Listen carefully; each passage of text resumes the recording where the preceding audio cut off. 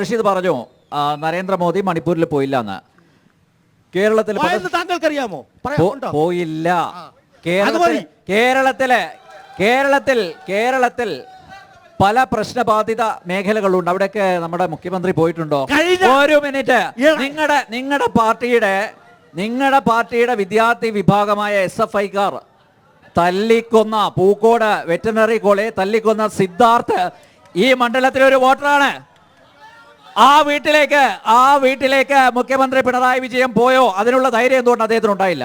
LDF ഭരിച്ച കഴിഞ്ഞ 8 വർഷത്തിലധികമായി ഈ കേരളത്തിൽ ഒരു വർഗീയ ലഹളയും ഉണ്ടായിട്ടില്ല എന്നുള്ളത് കൊണ്ട് തന്നെ അങ്ങനെ വർഗീയ കലാപങ്ങൾ നടക്കുന്ന സ്ഥലത്തേക്ക് സിദ്ധാർത്ഥന്റെ വീട്ടിൽ എന്തുകൊണ്ട് മുഖ്യമന്ത്രി പോയില്ല എന്നുള്ള എന്റെ ചോദ്യം ഡയറക്റ്റ് ക്വസ്റ്റ്യൻ ആണ്. എന്തുകൊണ്ട് പോയില്ല പറയട്ടെ.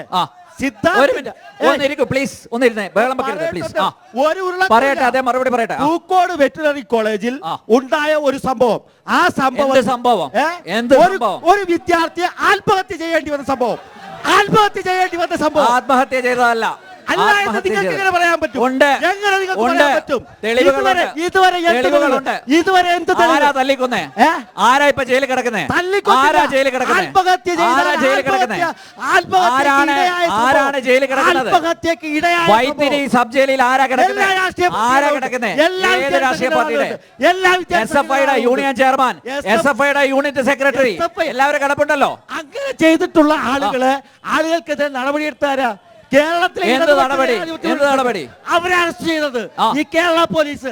അവർക്കെതിരെ കേസെടുത്തത് കേരള പോലീസ്. നരേന്ദ്രമോദിയുടെ CBI അല്ല. പിന്നെ ഒരു കാര്യം